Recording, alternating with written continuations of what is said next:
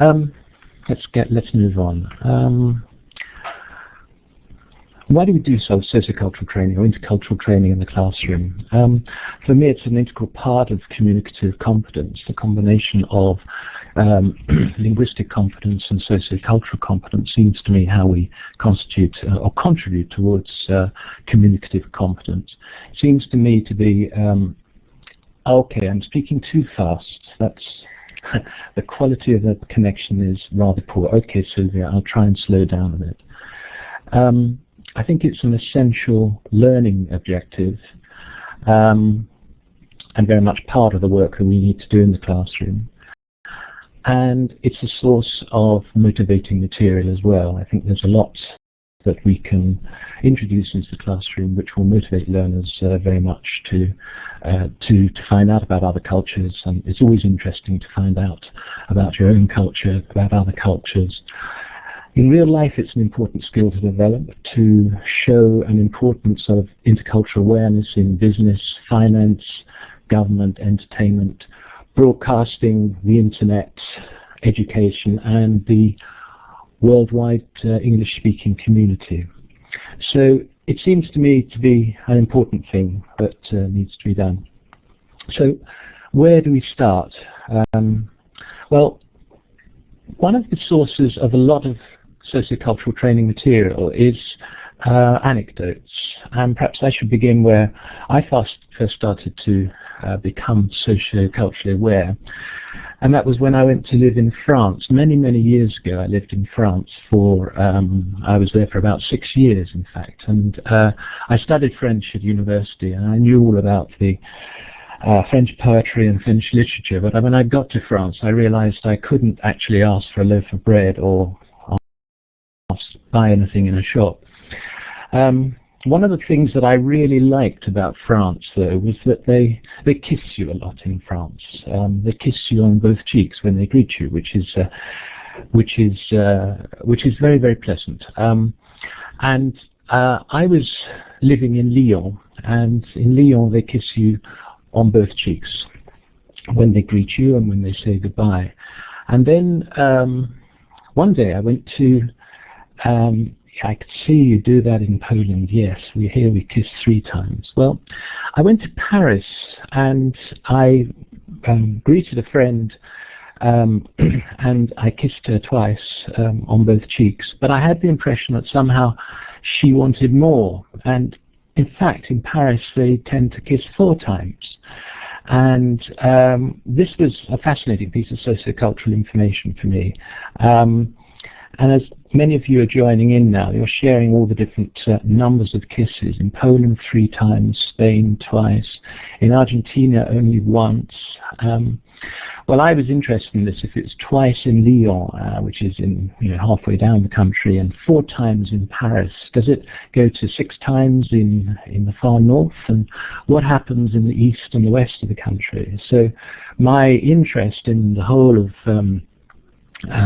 of this area took me all over the country and kissing people as much as I possibly could. And in the end, I didn't come to any conclusions, but I certainly had a very good time. And somebody recently showed me this map. I don't know if you can see it, but this is a map of how many times people kiss all over France. And I don't know if it varies in your countries at all, but it's pretty complicated. I think actually there are aspects of this map which are not entirely true or accurate, but I thought it was very nice that somebody went to the trouble of drawing it up. So it's something that an anecdote like that is always quite a useful thing to share with your students. Getting them to share their ideas about cultural differences, cultural similarities, is something that always contributes to an interesting class. I put up some of the questions that teachers have asked me over the years about intercultural training. One of the comments, one of the questions that one teacher, or many teachers have often said is, it's easy if you have a multicultural group, but what can we do in monocultural classes like our own, like ours? Well, of course, most people who work outside the UK and English-speaking countries will have monocultural classes. You'll be teaching English to Spanish people in Spain and English to Argentinian people in Argentina and so on. So you might think that actually reduces the opportunity for cross-cultural comparison, but I'm going to be looking at ways that we can explore that and develop that as we go through this talk. Another issue, another question that teachers have asked is, how can I teach sociocultural awareness at low levels? Because it seems to be something that you can use for discussion purposes, certainly for fluency classes, and at intermediate to upper intermediate advanced level. But if it's so important as I claim, surely it's something that we should introduce at lower levels too. Another question, being a textbook writer and a course designer, which I like to address, is what exactly does an intercultural syllabus cover? And this is actually the thing that I'm going to spend most time looking at, because I want to explore with you the extent of the intercultural syllabus, to see exactly what it contains, what items can be covered, what items are maybe already covered in existing courses, and just to see the full extent of how we can incorporate it in our work. I'm obviously going to spend some time on types of materials and activities. What types of materials and activities can you use? Some people begin to ask questions about the concept of culture exactly. What you mean by culture, and I'm going to be talking about a variety of different types of culture which might contribute to organizing our material in a slightly more accessible way.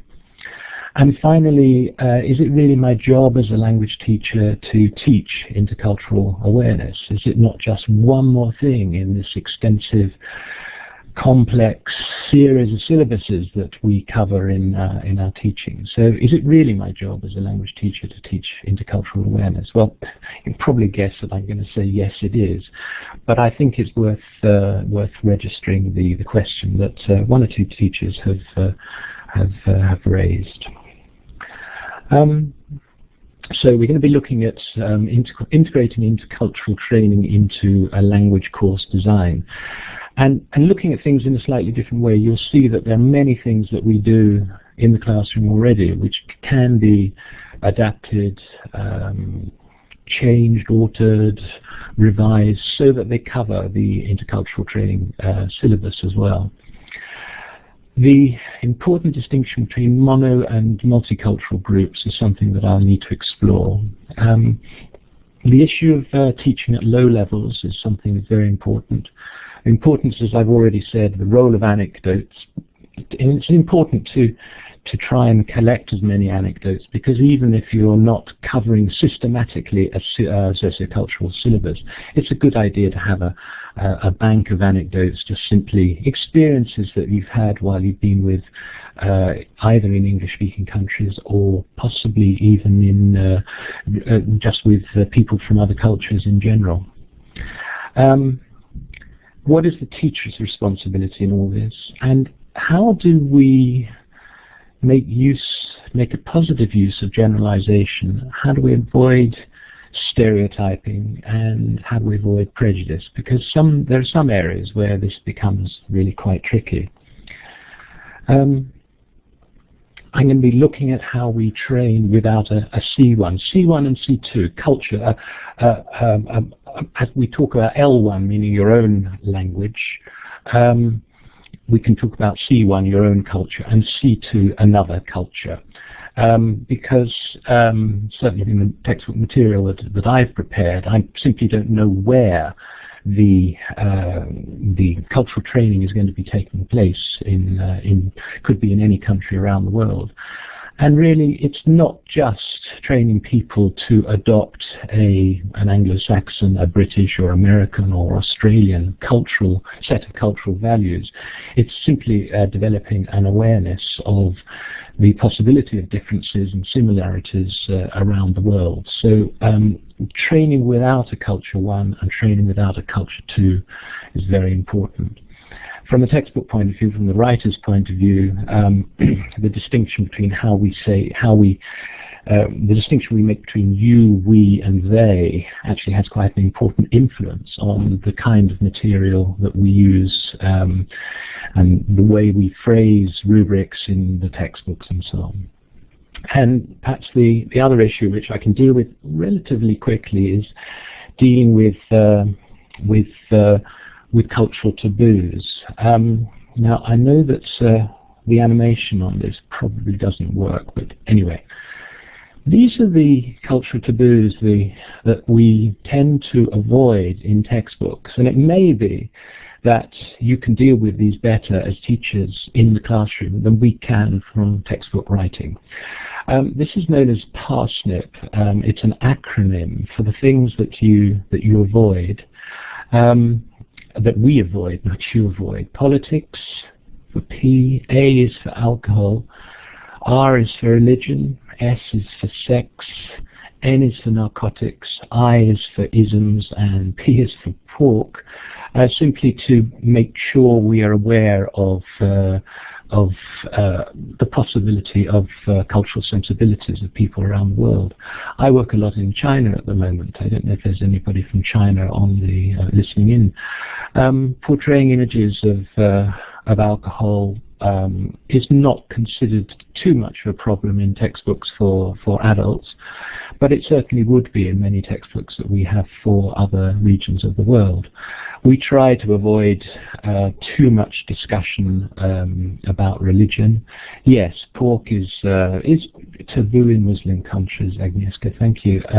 It's pretty essential part of diet both in China and indeed I would guess in Poland as well, but it's something that we would try to avoid. Indeed, certain word lists avoid the words such as pork, ham and bacon in order to avoid giving offence to the people who may come across these words. I personally kind of think that it would be useful to know what these words mean in order to avoid them, but that's another issue. So these are some of the cultural taboos that we try to avoid in textbooks. I'm going to be also talking a little bit about the relationship between nationality and culture, ethnicity and culture, the individual and the collective cultures, macro and micro culture, generalization versus stereotyping, the issue of cultural relativism and cultural absolutism, where we can be very tolerant. In fact, what we're trying to do is to encourage a culturally relative approach to different ways people behave in different countries and different cultures. But there may be some things which we feel that we simply cannot accept in certain manifestations of cultural behavior. So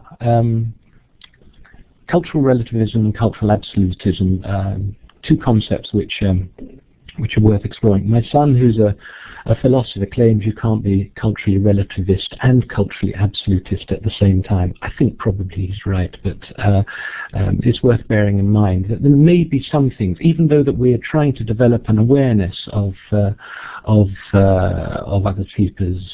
people's cultural behavior and cultural values. Sometimes there are things which happen, which we're aware of, which are simply not culturally acceptable in all the other cultures that we're working with. Yeah, we have to be sensitive and sensible, Kassiev says. Thank you, that's a very good point. Establishing a syllabus is going to be quite an important issue, and I'll be talking more about that as we go along. This was a document provided by the National Centre for Languages in the UK's so-called INCA project. And it refers to the 6 personal characteristics of cross-cultural sensitivity.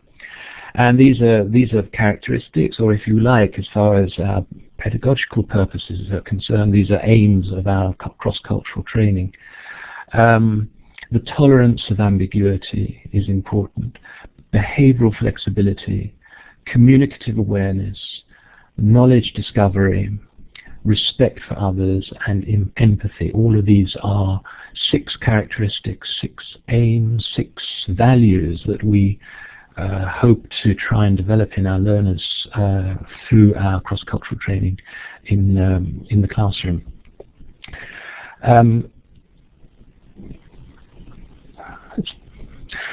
The final point before we go on to a couple of activities. We seem to be at the moment where we're in a process of reculturalizing English. Shortly before I began teaching, which was way back in the mid-70s,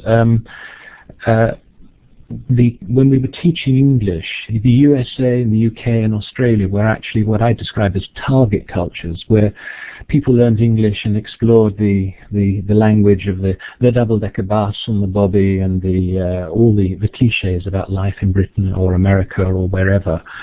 When I began teaching, there was much more focus on, well, there was much less focus on where the cultural origins of the language lay. So we spent, when I first began teaching, I very rarely did traditional background classes to British life and institutions or American life and institution, unless, of course, I was specifically required to do so by the teaching schedule.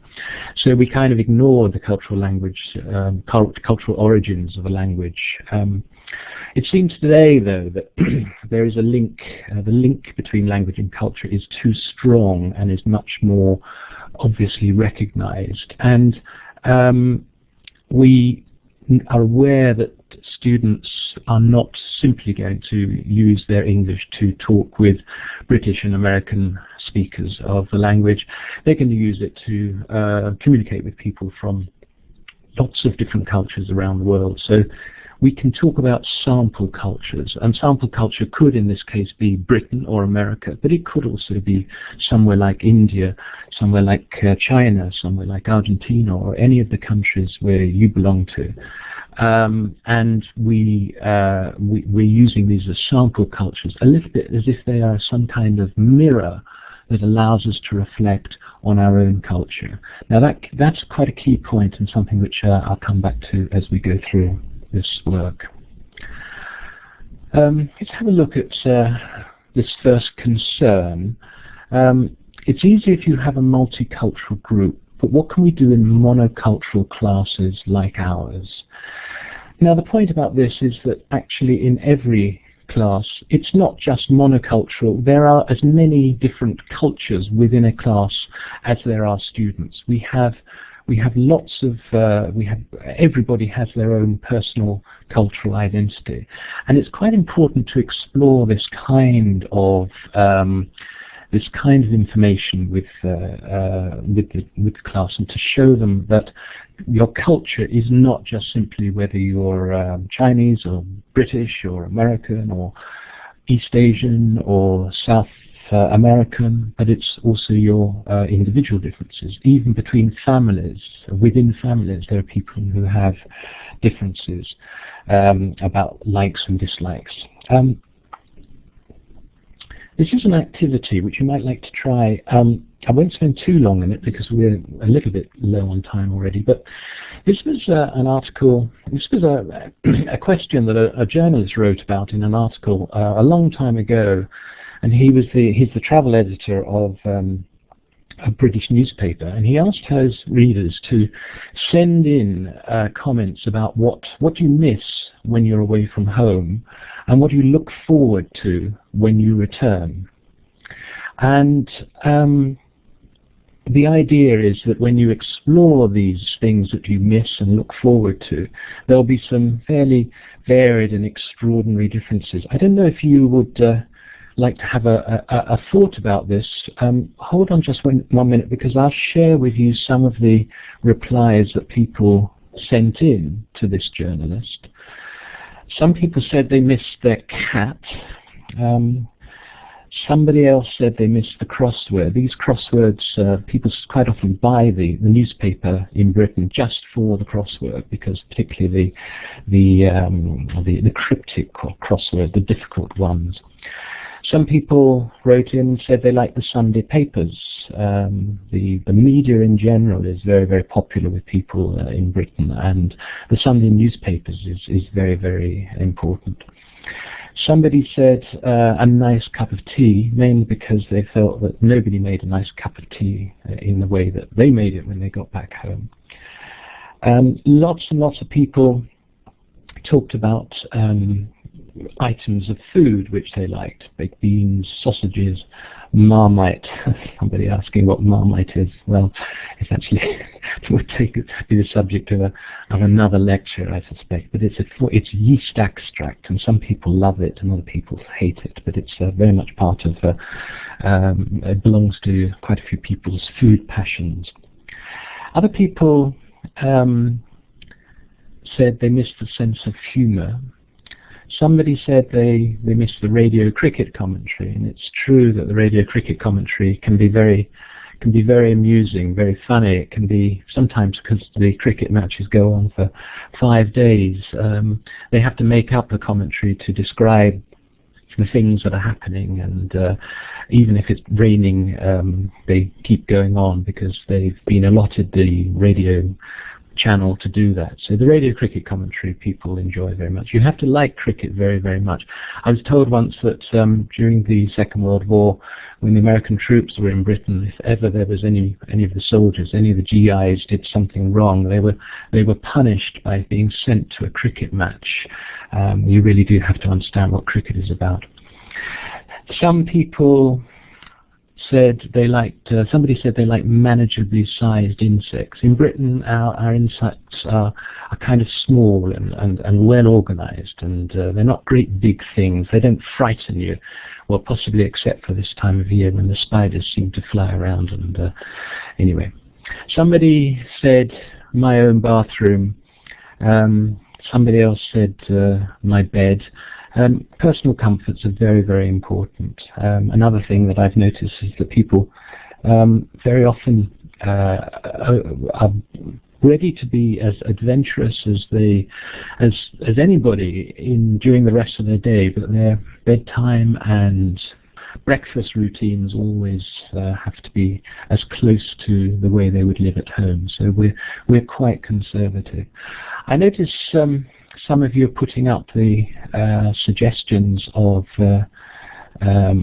what you miss when you're away from home and what you look forward to. I did notice something which has actually never happened. In all the seminars I've ever given on this, yes, bread, Polish bread is one that comes up, but nobody ever says my husband or my wife you miss when you're away. And I noticed that somebody very kindly said that they did miss their husband, which I think is the first time anybody has ever said it. Well done. Lots of people. My boyfriend, oh, sweet. No. So, get the students to think about this. You'll see that when they respond, they have lots and lots of different ideas. It's the differences between people of the same monoculture, which are the ways that you can explore this particular area. It's just developing a very gentle it's a gentle way of developing cultural sensitivity, and to make the point that your cultural identity is not on a macro scale. It's not on a large geopolitical scale, the Polish or the Argentinians or the British, but it can also be your cultural identity amongst people of the same culture, people who belong to different microcultures. So this is an important point, and one way of beginning the work that we can do in the classroom and making people aware that we can our culture is defined in a variety of different ways. So this is the activity. Leave this. I'm not sure if this is available for copying down, but you can see. You can maybe look back at this if you want to take notes. So missing you already. What do you miss when you're away from home, and what do you look forward to when you return? Just, you can introduce it into classes at all sorts of different levels.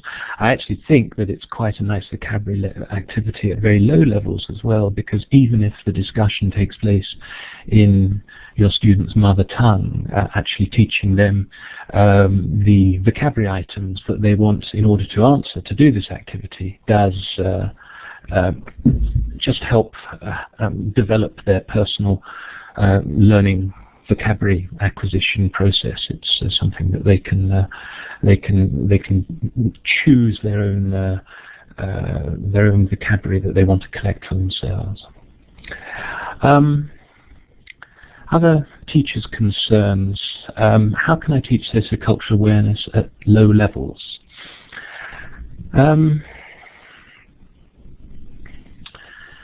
Some of you may know in Britain there is a radio program called Desert Island Discs. And Desert Island Discs is this very long-running radio program where well-known people are invited to choose 8 records and one favourite book that they would like to have with them if ever they were stranded on a desert island. But this is a version of that radio program. This is Desert Island Words. And I'd like you to think of 8 favourite words to take to your desert island, and one phrase or saying which is particularly important to you. Perhaps we can start thinking about that.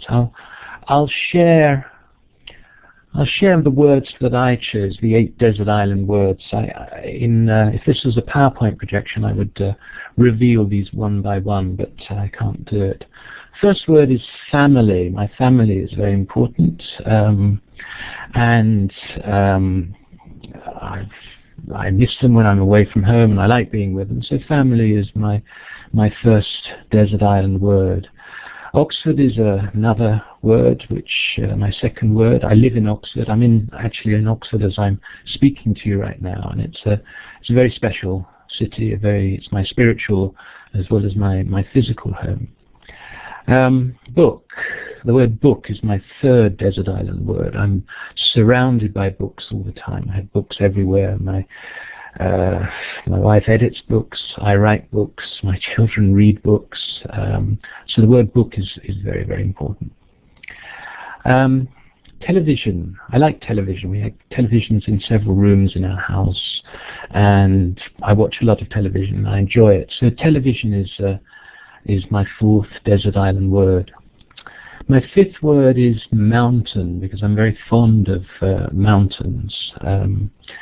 And mountains and the sea are something very, very special to me. There aren't many mountains in Oxford, but I spend a lot of time in the French Alps, where I'm surrounded by mountains. So the word mountain is my 5th desert island word. My 6th word is Venice, which is a city that I adore, and the relationship between Oxford and Venice is very close in my mind. I have a very good friend who lives there, so we go and see him in Venice quite often. Now you can see I'm starting to run out of desert island words here, but I thought I'd put in the word beer because I quite like beer, and I think I'd miss it if I was on a desert island if I didn't have the word beer with me. And I put in as my 8th desert island word, another, mainly because if you have one beer you usually need another, and I think that would be the 8 words. I'm looking quickly at the words that you've suggested. Anybody got something very special? Yeah, beer in Rio. Thank you, Raquel. Hi there. Sport, water, friends, books, wine. Somebody's got their favourite expression there. Any other ideas? Your dreams, students, poem. Yeah, okay, so lots of ideas there. Music, letters, salsa, blanket, movers, ice cream. Yeah, that's 2 words. My pillow. Well, that could be part of the preceding activity as well. Yeah, chak chak. I wonder what chak chak is. Anyway, my favourite, the word or saying that I would take with me is "it's out of the question." I have very dear friends who I was talking to. I said to them, I find it very difficult to say no to people, and they said to me, "Well, we find it very difficult to say no to people too, when they're asking you to do something that you you really don't want to do." And so you have to be very firm. You just don't say no because they'll then insist. What you have to say, it's out of the question. So I said that's a very good idea, and I thought I'd try this out. And somebody asked me something that I really didn't want to do. I can't remember what it was, but I said, "I'm sorry, it's out of the question." And then that person immediately said to me, "But why is it out of the question?" Which means that I wasn't quite as affirmative and assertive as I should have been. But anyway, I hope this favourite sentence of mine works more often than it does in fact work in real life. Anybody else got any favourite sentences that they'd like to take with you?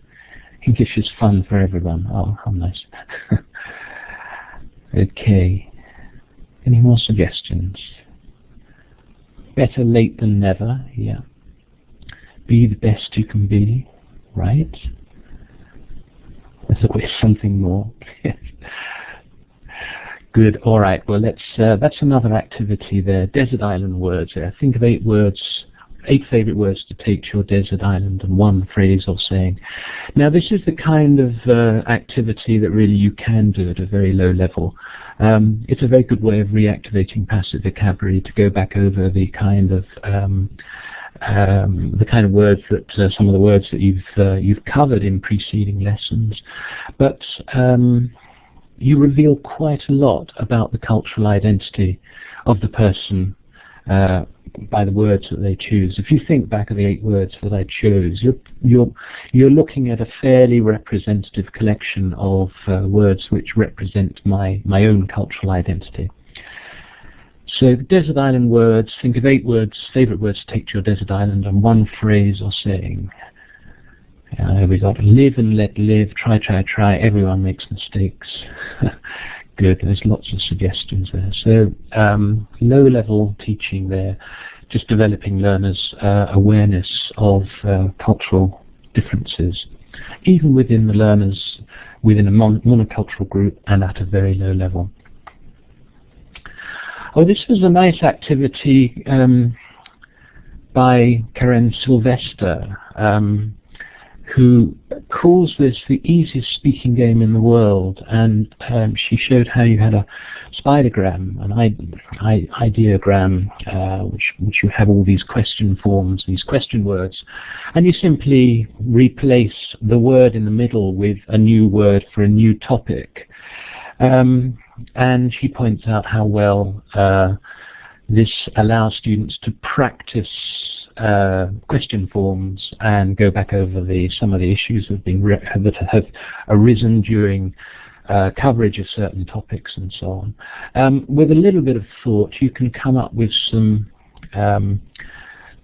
more socioculturally aware suggestions. How often do you see the rest of your family? When do you go out with friends? Why do you go shopping? How long do you take to get some physical exercise? That's a spelling mistake there, sorry about that. How many books do you read a year? And how often do you talk about politics? So a very simple idea there by Karen Sylvester, which I'm very grateful for her suggestion. But you can easily adapt existing ideas like this and try and exploit them from topics that are more specifically aligned to the sociocultural syllabus. They're all areas anyway which you'd cover in the classroom. Just need a little bit of thought to explore their cultural relevance. Now, another question. What exactly does an intercultural syllabus cover? There's quite a lot of material here, so I hope that this will be available in some form or other at the end of the talk. This is the famous cultural iceberg. The most obvious things in a culture, in a foreign culture, will be things like food, clothing, houses, and institutions. The less obvious things are the things which are below the level of the water. As we all know, the 9/10 of an iceberg is below water, and these areas like behaviour, attitude, beliefs, and perception are all very important in this cultural iceberg. I think there are further things which are missing from this cultural iceberg. I believe that effective and meaningful intercultural communication requires not just language, but also non-verbal communication. There is a certain communication style and an awareness of one's own cultural identity. I should also add there's awareness of the possibility that other people will do things differently or think different things, and that's an important part of developing a sensibility and a sensitivity towards other cultures. So these are all the areas which I think are missing from the iceberg. And you can see that we begin to come very, very much into the main area of our work as language teachers here. It's language, it's non-verbal communication to a certain extent. There's communication style, and just simply by doing these activities you're developing an awareness of your own cultural identity and an awareness of other people's cultural identity as well. It's also referred to, sociocultural knowledge is referred to in the Common European Framework. I won't read all this out to you. If anybody has got a copy of it, it's on page 103, which will specify exactly, which will explain the specification in the Common European Framework for sociocultural knowledge. So if you like, the theory, the foundation behind this kind of talk is very much to do with, very much founded on the research that went into the Common European Framework. I actually worked on a precursor to the Common European Framework in 1990 called which was the revision of Threshold Level. Threshold Level came out in 1976. 1990 there was the first specification for sociocultural knowledge, and now it's enshrined in the Common European Framework and specifies intercultural awareness, the knowledge, awareness and understanding of the relation between the world of origin and the world of the target community, etc., etc. There's a long list of the syllabus here. Basically, there are 4 or 5 main categories: everyday living, living conditions, interpersonal relations, values and beliefs, there's 4, and I think there's a 5th one, yeah, body language and social conventions and ritual behaviour. And all of these areas can be dealt with, sometimes already are dealt with in the classroom very effectively, either with material that you've got, or by supplementing your material with ideas that you bring to the class yourself. So this is, if you like, the theoretical background to the theoretical taxonomy of subjects, of areas to cover when you're developing sociocultural knowledge, and it's enshrined, as it were, in the Common European Framework. Yes, this is all from the Common European Framework, and if you look on page 103, you'll find it there. I've decided to make this a little bit more accessible, and I brought it down to 3 major areas. One is linguistic, non-linguistic, and social conventions and rituals. That's the first main category. The second category is customs and traditions.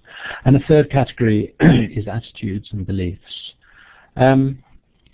Some of the areas of linguistic, non-linguistic and social conventions and rituals here, for example, are greetings. We've talked a little bit about greetings in France and kissing people, which may not, much more common now in the UK and all around the world, but it's not always, wasn't quite so common when I first started teaching as a shy UK teacher in France.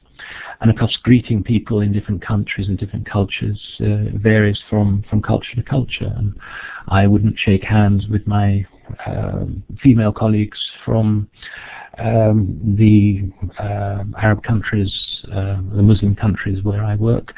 I'd use different forms of greeting to my friends and colleagues in China, and so on and so forth.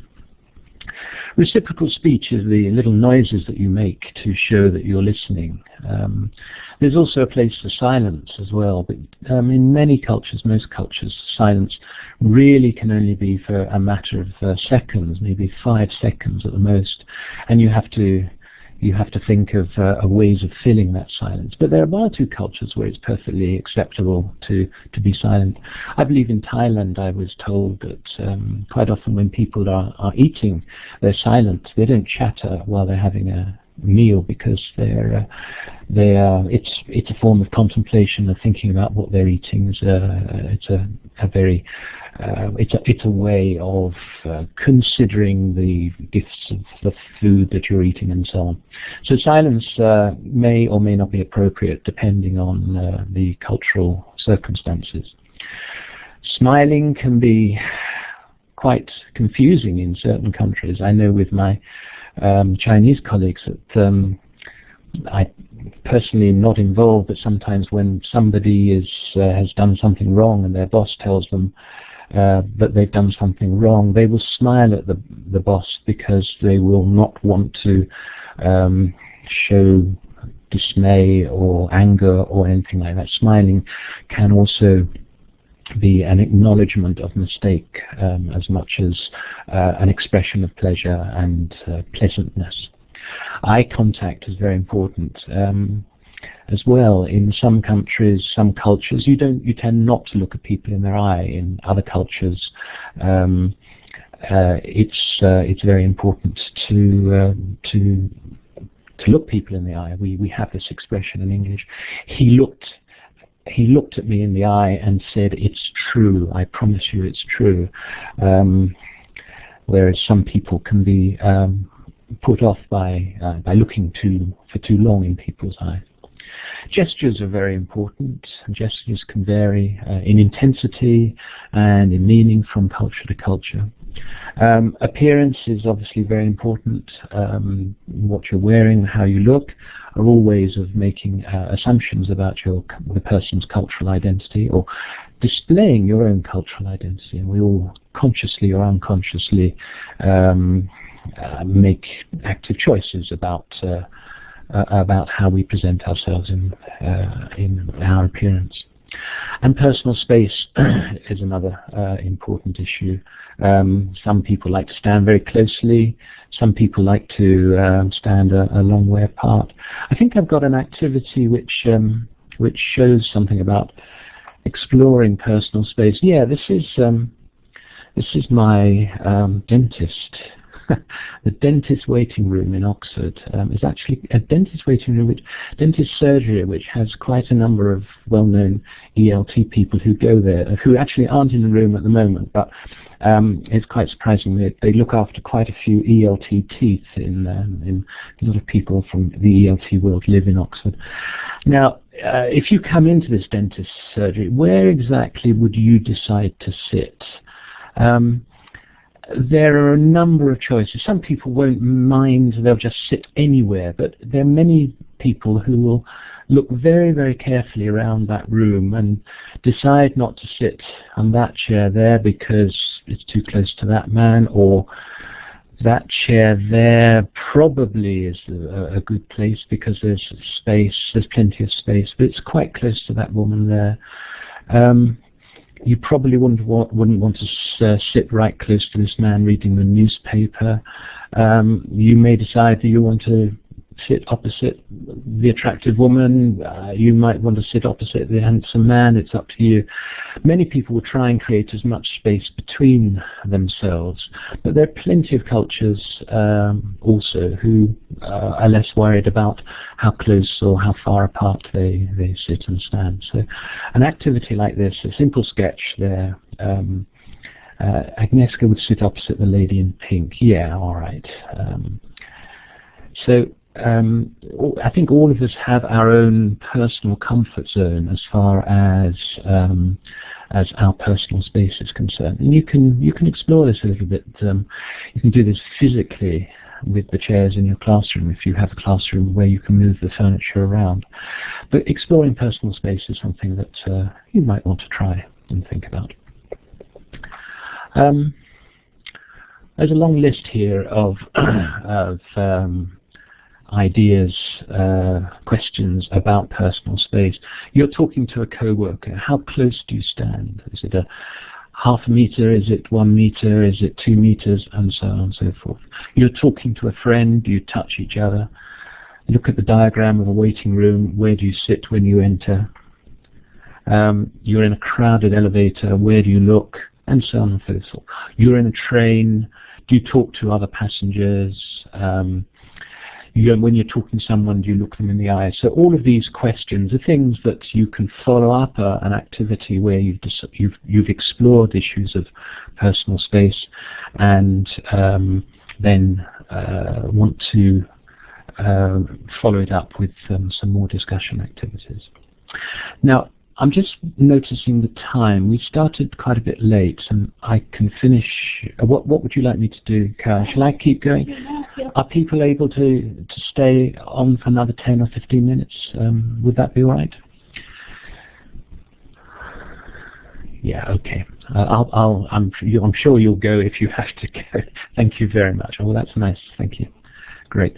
A lot of the areas where we become very much more appropriate, much more appropriate to our work in the linguistic conventions. As soon as we start talking about functional language, we are becoming much more socioculturally aware of what we're doing. So greetings and making introductions, very important. Thanking, apologizing, complaining, giving opinions. There's some cultures who are very reluctant to give opinions. So the kind of activities which make classes in Argentina and Brazil go well because everybody wants to join in and has good opinions about this, that and the other, may not be appropriate at all for a Chinese classroom. Some people don't like expressing their feelings at all. So talking about the worst day of your life may not be a suitable topic to discuss. Some people don't like to talk about what they're able to do. And back channeling is this making appropriate noises, a little yeah, all right, okay, I follow you. And of course, very often when you see people, you're doing this with gestures and shaking your head and so on. To a certain extent, you're doing this all at the moment as well, with your feedback in the comments box. Back channeling in Japanese would be the little hi sound that they say, which means yes, yes, yes. And sometimes that can be confused with agreement or a commitment, whereas in fact it's just simply, yes, I'm listening to you, yes, I'm listening to you. We use quite a lot of what I call critical incidents. I won't go into these in any detail here, but there are some examples here which where something has gone wrong, and we look at a particular area. This was actually something that happened to me. It was actually Simon Greenall was on a tour of Korea, and his guide asked him how old he was. He was embarrassed, but told her. She then replied, "But you look much older, and your friend Steve, he's older than you, but he looks much younger." And I felt rather offended by this. She was making the point, actually, in Korea, that people who are older and look older are usually treated as being people with great wisdom. So the fact that I looked older to her was something that she thought was good. I was rather depressed with how old I looked. So, but you can see these kind of critical incidents allow us to discuss with students the kind of situations that can occur, and to explore with them the reasons for these kind of things.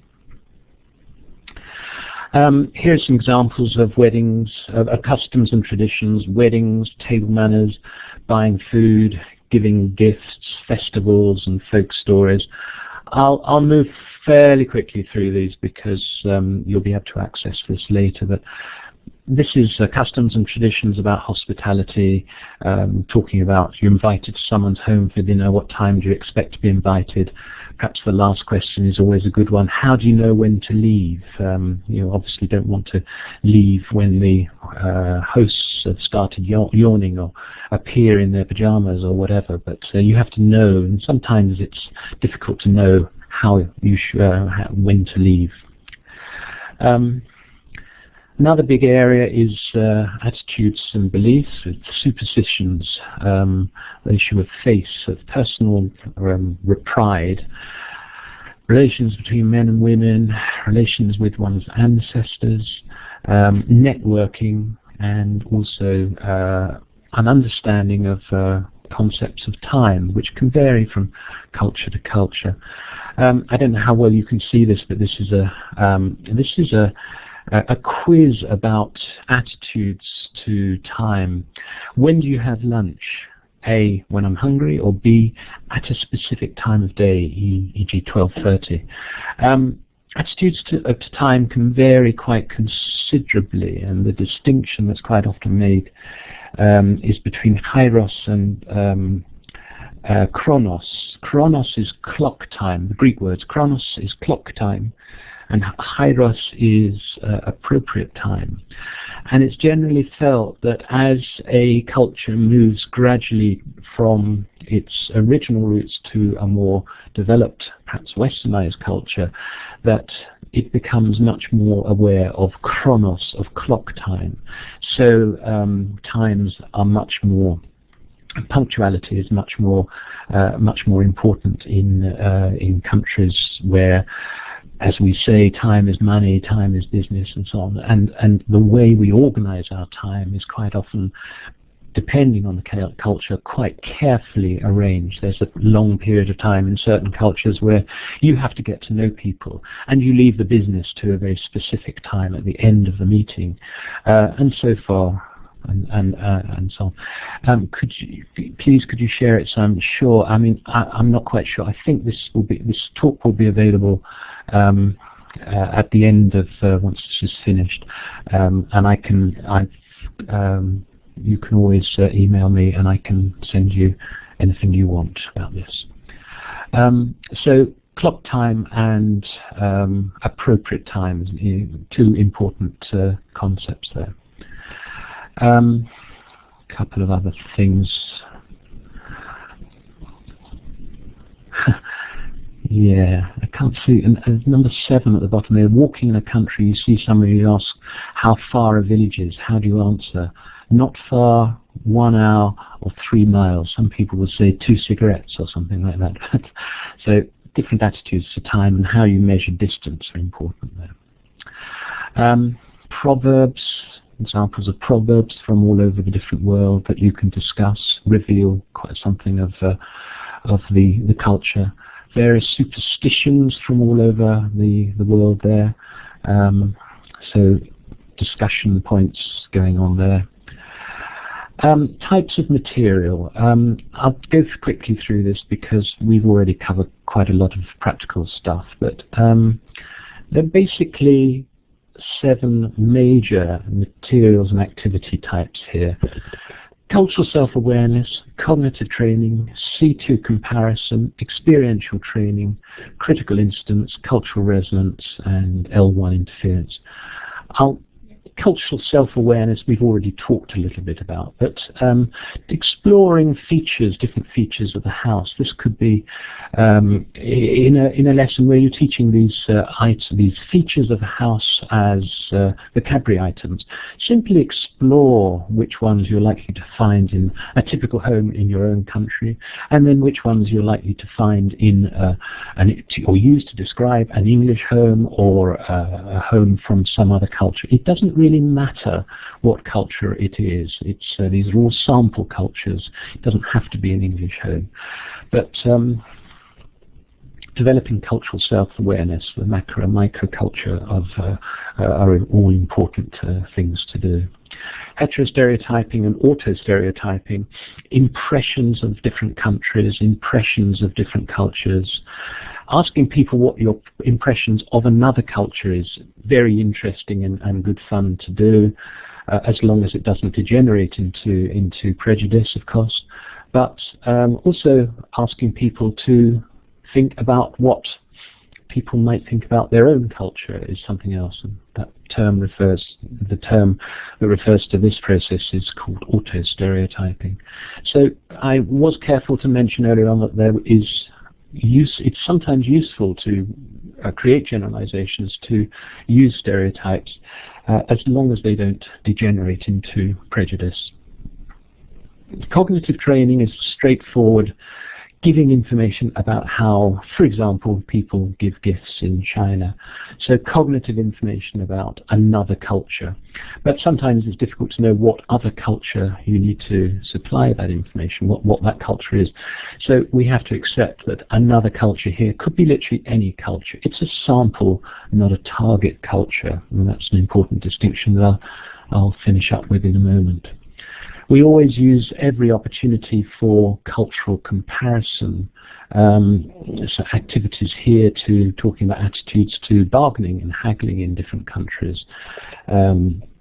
Exploring whether it's something that you do in your own country, whether it's something that is done in other cultures and other countries as well. Experiential training is very, very important, a little bit difficult to set up. I think I'll just move through this one. This activity is that you can add on to any role play that you do. It's looking at aspects of behavior. So you might have a straightforward role play with role cards, but get student A to change his or her behavior slightly by smiling and touching student B. Sit very close, try and keep the conversation going, ask lots of questions and repeat each answer in a different way to make sure you've understood. And student B will have a different, completely opposite set of behavioral aspects to follow. And after you've done the role play, you get the students to try and work out exactly how the behavior of one student was different from the other student. And this is experiential training because it's actually putting you in the position of somebody in a different culture. But of course you can do this with people in the same culture. It's just additional information, additional role cards to give to an existing role play. Critical incidents we've already talked about. Issue here of face. I invited a friend to a dinner party at my apartment last Thursday. She replied, yes, I'd love to come, but it might be difficult. I didn't hear from her, so I expected her to come, but she didn't. Why didn't she call and let me know? Well, you discuss exactly what's gone wrong there. In fact, probably the friend is somebody from East Asia, maybe from China, where they don't like to say, no, I can't come, I'm doing something else. And they make an excuse. It might be difficult. Whereas that's about as direct as they possibly can. They don't want to lose face by saying no. So exploring the reasons for this kind of why such a critical incident occurs is something that you can explore. There are lots of examples of these around. I've got plenty of examples which I can show you. Cultural resonance. This is an important idea. Looking at cultural icons and symbols and resonance.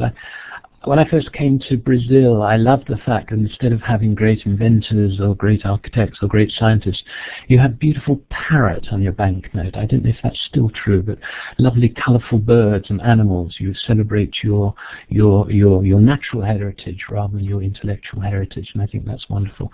Exploring this whole idea of resonance, of cultural resonance. Designing postage stamps. Looking at the kind of things that are important to you culturally, either as a macro or as in a micro culture. Talk about the products which are manufactured in your country. Describe the kind of person who's likely to buy it. Design a postage stamp which shows people, places, objects or symbols which represent the spirit and values of your hometown or country. Exploring cultural resonance of colours. When you've taught the words for green, white, yellow, blue and red, explore what those words mean. In different cultures, they mean different things, and many of you will come up with different cultural resonance for the word green, for the word white, and for the word yellow, and so on. Cultural qualities, the cultural resonance of animals, and simple word association activities. What does the word home mean to you? What do you think of when you...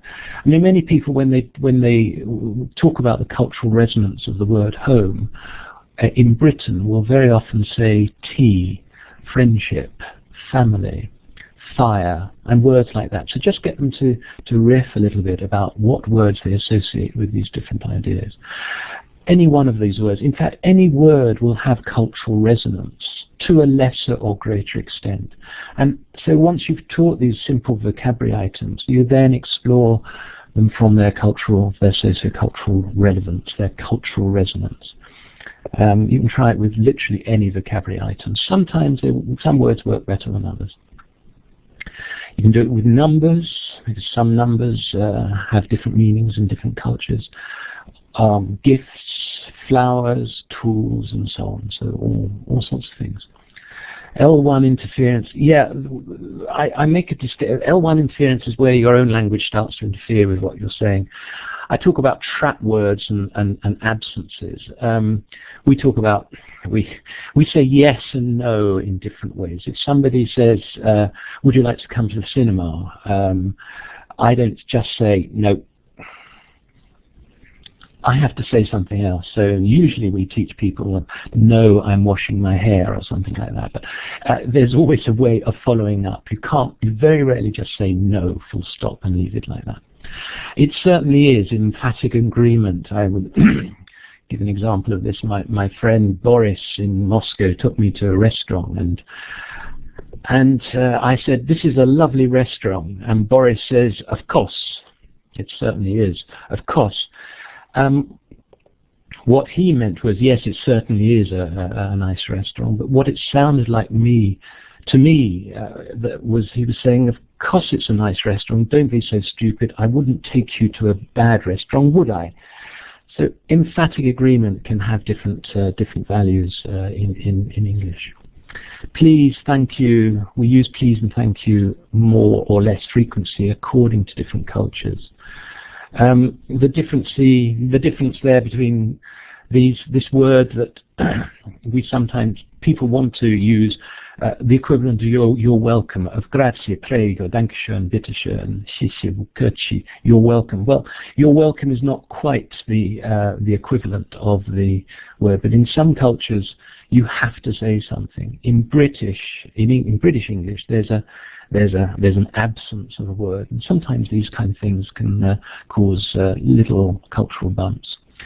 Saying sorry, quite often in Japanese, I believe it is, the word sorry is the same as the word thank you, because sorry and thank you, the suggestion of inconvenience. So you apologize when you say thank you to somebody for inconveniencing them. And we have a nice day is an expression that we don't have really in British English. In British English we reserve the right to have a perfectly miserable day if we want. We don't want to be told to have a nice day. There was an Englishman who was in Disneyland in America once who was tired of being told, have a nice day, sir, have a nice day, sir. And he turned around to one of these people and said, I'm sorry, I've made other arrangements. And so we don't use it in any way in the same way. Let's just move on through these. I'm going to make a quick summary of the target and sample culture. Cognitive information about a specific target culture where the speaker intends to live, work, or study. It could be for people who are going to... Let's get back there. Where have I got... where have I got a photo of me? I have no idea. Let's try again. I seem to have taken a photo of myself. I don't quite know how you did that. Oh, no, it's going to get forward. You're pressing the wrong one, it's that one. Yeah. All right. Well, I'll just talk through this slide. I don't know whether you've got a photo covering this slide, but yeah, taking a photo of me.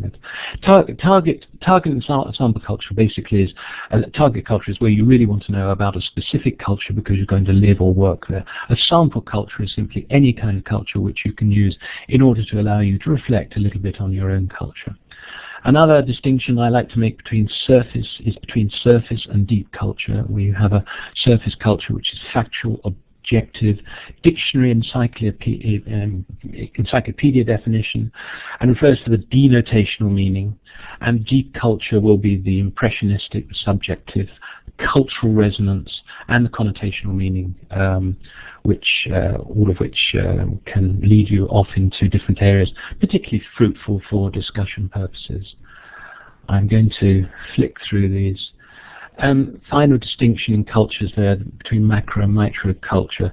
If you ask students which of these food items people in your country usually buy each week, they will probably all come up with the same answer. So out of that list of words, rice, oranges, potatoes, fish, sausage, beer, water, and so on, people from a certain culture will answer with the same words. There's another photograph of myself again. I was pressing something.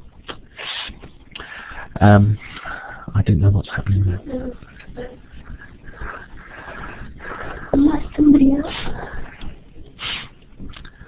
I'll just try. I seem to be getting this interference again. There we go now. All right, I'll have to skip through that. I'll just talk you through it. The macro culture is when it's based on national, regional, ethnic origin. The Americans, the Italians, the West versus the East. And the microculture will be based on the age, gender, socioeconomic background, socio-professional background, climate, etc., etc. Individual preferences and behavior. And it's particularly in the area of microculture where you can develop sociocultural awareness in the classroom. Is it my job as a teacher to teach cross-cultural awareness? I'll just be finishing in about 3 minutes now.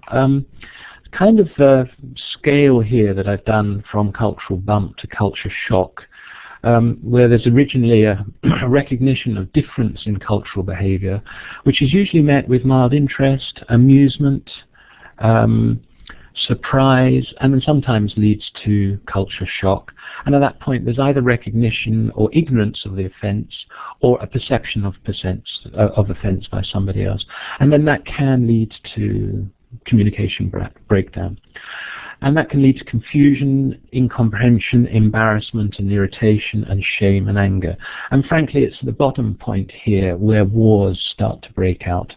And I sometimes feel that if we don't do cultural training, then we are raising the possibility of cultural and communication breakdown. It's something that we in the classroom can do sometimes, I believe, very much better than politics, diplomats and soldiers. So I think our responsibility very much is, as educators, is to allow our students to be aware of the possibility of cultural differences, because we can do this better in the language classroom where we're focusing on communication rather than in theatres of war or in parliaments and so on all around the world.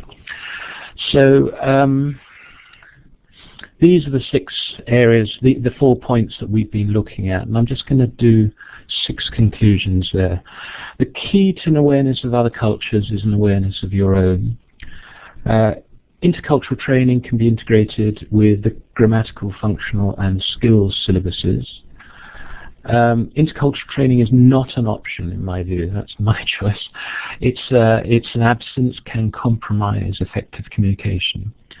Cross-cultural awareness does not imply assimilation or mimicry, but the understanding and appreciation of different values.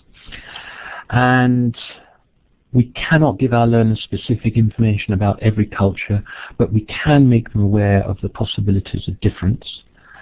And effective communication involves both linguistic competence and intercultural competence. And And it seems to me that intercultural training in the classroom should lead to the enjoyment of recognizing similarities between cultures and to the celebration of difference. The celebration of difference, I think, is one of the most positive things that we can think about for cross-cultural training in the language classroom. And maybe finish on this old Irish saying, strangers are only friends you haven't made yet.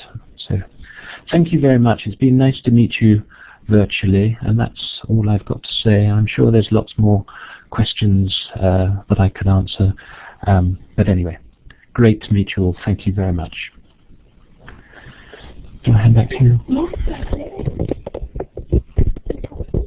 Yes, absolutely. I'll do a quick. Hello everybody. I hope you enjoyed that. It was grand. I am just going to take you back to the screen which shows you the address for the certificate, so that you can drop us a line if you would like one, and I will get a certificate together for you with your name on it. Make sure you include your full name for me, and like I said, if you want to give us a bit of feedback which we can use for future webinars, that would be fantastic. And that's really all we've got to say. I look forward to hearing from you. Bye-bye.